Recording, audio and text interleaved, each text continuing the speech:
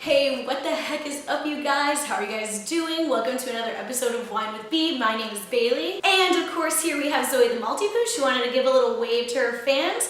Also, this may be one of the last times that you guys see her this fluffy, as she's definitely gonna have to get shaved, which is not what I want to happen, but I know that's what the groomer is gonna do anyways, which is pretty unfortunate, but you know, we'll just stand by her in her naked mole rat phase and wait until it grows back. But how are we feeling? Did you guys like the first episode of Wine with B for 2021? Did you guys go watch Bridgerton? What did you think? Let me know. But anyways, let's just jump into today's wine and movie. So today's wine is going to be a Robert Mondavi Cabernet. This is the bourbon barrel aged version of the Robert Mondavi. Make sure that you get this one, not the other one, because the other one doesn't taste as good. The bourbon barreling really does make a difference.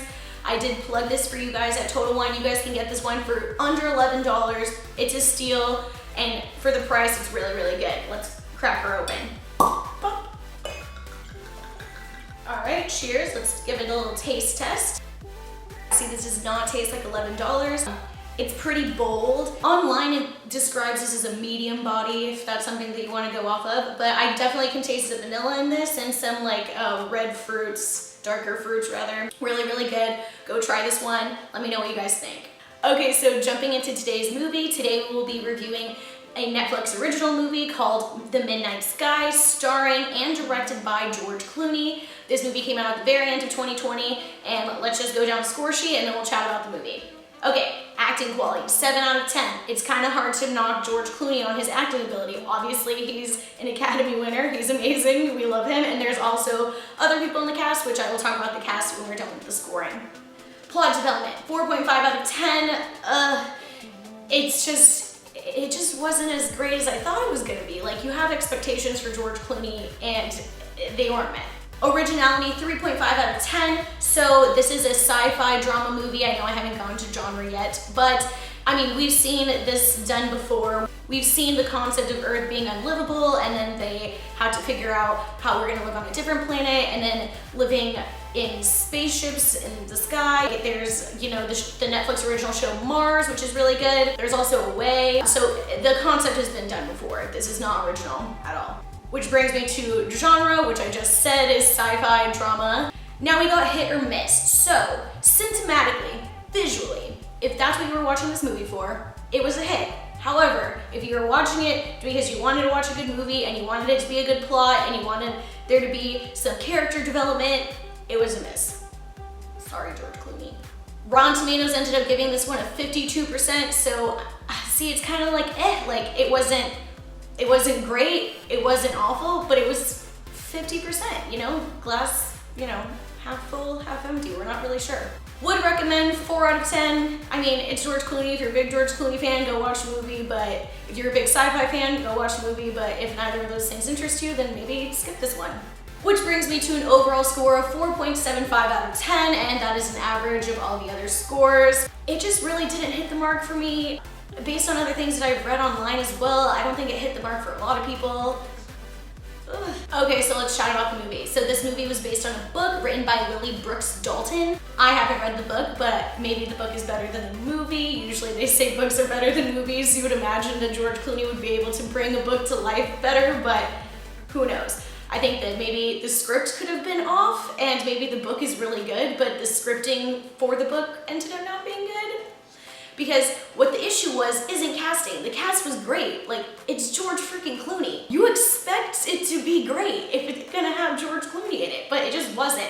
And then you got Felicity Jones. She was in Rogue One. She was also in The Theory of Everything. She's really awesome. And then you got Kyle Chandler, aka Coach Taylor from Friday Night Lights. Like, the casting was stacked. The casting was there. It just, the issue was, okay, so let's just go with the summary of the movie really quick. So basically, George Clooney plays Augustine, and he's a scientist. And he's trying to find a place where humans can go once Earth dies, and we can keep on living our lives and make it a livable place.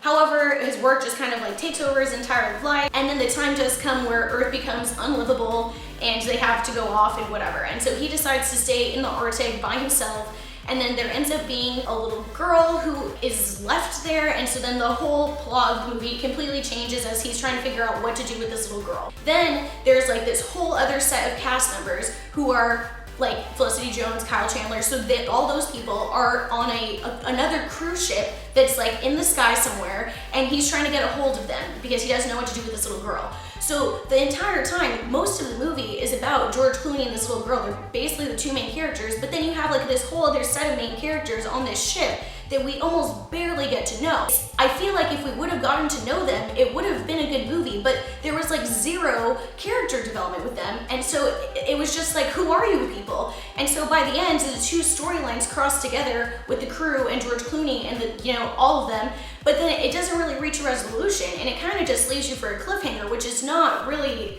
what I really enjoy watching. I want the movie to come to a resolution. And so it really just missed the mark there. But the good thing about this movie was cinematically, visually, this movie was amazing. It was really, really beautifully put together. It's just the storyline and the plot development and the resolution at the end just didn't hit it on the money, and that's really where the movie fell short. It wasn't terrible. You had this expectation and it just was not met, and that's kind of really unfortunate. Another thing that could have made the movie better was that, this is a sci-fi drama movie. There's other sci-fi drama movies like Interstellar, and this movie was no different. Like there was nothing that made this movie different that would have made it better than any of the other sci-fi drama movies that are already currently out. So, 4.75 out of 10, take it for what it is. Rotten Tomatoes basically agrees with me on this one. We're pretty close in our scoring, but y'all go watch the movie and let me know if you guys think it was better than what I thought it was, but I kind of don't think that you will. Anyways, guys, that is all I have for you. Sorry that one was kind of a rough one. I know most of the ones that I've done are pretty good movies, but I want to keep it real with you guys, so if I watch a crappy movie, I will also share that the movie was kind of crappy with you guys. Granted, this movie wasn't entirely crappy, but 4.75 out of 10 isn't really an awesome score. Zoe the Multi-Poo and I are going to be signing off though for the week. You can follow her on Instagram at Zoe the Multi-Poo and me on Instagram at Bay_Ray_. If you guys have any suggestions of movies that I should watch, please let me know. DM me, write it in the comments, whatever. If you guys like this, please like, comment, and subscribe. Please share this with somebody else. Share this with somebody else who you think will also hate this movie. Share this with whoever, I don't care, just share it. I hope you guys have a great rest of your week, and until next time, cheers!